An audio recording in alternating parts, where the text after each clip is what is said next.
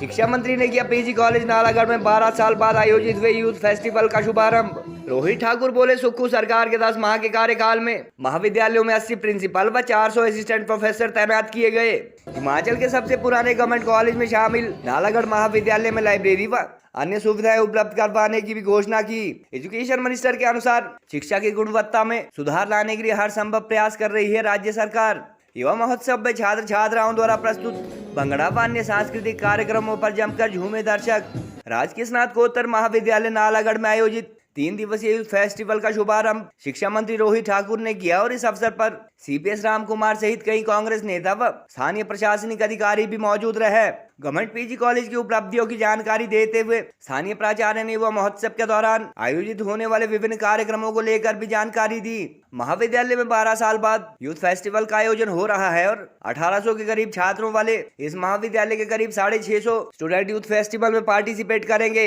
Education minister Rohit Thakur ने कहा कि हिमाचल की सुखविंदर सुक्खू सरकार द्वारा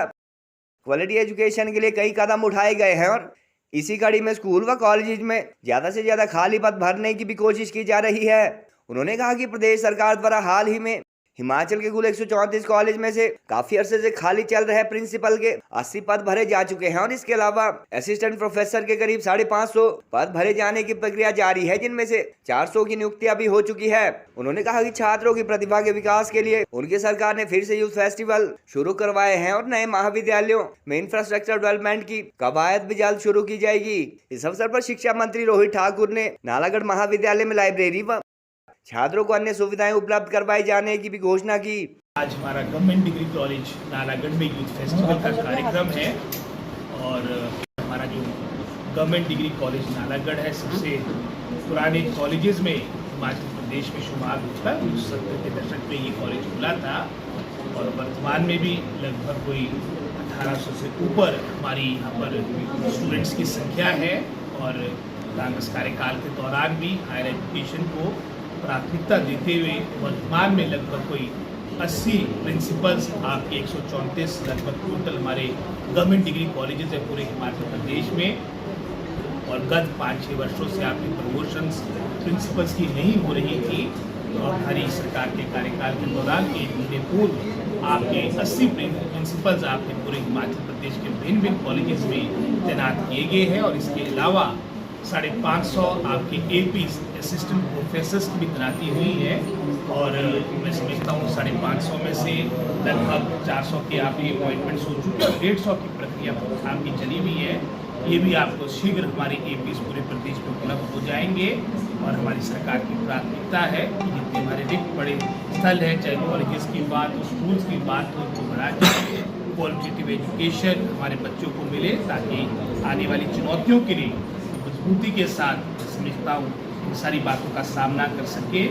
quality plus job based education वर्तमान सरकार की प्राथमिकता है। आप चाहे नालागढ़ की बात करें, हिमाचल प्रदेश का सबसे बड़ा इंडस्ट्रियल हब है। आने वाले समय में चलो भी भविष्य की गर्व की बातें सारी है। माननीय मुख्यमंत्री के माइंड में भी ये बात है कि हर जिले में आपका एक कॉलेज ऑफ एक्सीलेंस हो। जैसे मैंने पहले कहा क्वालिटी प्लस जॉब बेस्ड, जिसके माध्यम से आने वाले समय में जैसे मेरी इंडस्ट्री की बात की यहाँ से आपके पास जॉब अपॉर्चुनिटीज़ है, ये सारी बातें भविष्य के लिए मैं समझता हूँ हम सारी बातों पर विचार करें। ये लाइब्रेरीज हमारी सरकार की प्राथमिकता है और इसके बारे में मैं मैडम प्रिंसिपल से भी चर्चा करूँगा किस तरह की समस्या है और अगर लाइब्रेरी के लिए बुक्स के लिए या चलो अलग से बिल्डिंग बनाने के लिए भी अगर पैसे के प्रावधान करवाने की आवश्यकता होगी तो वो हम करेंगे।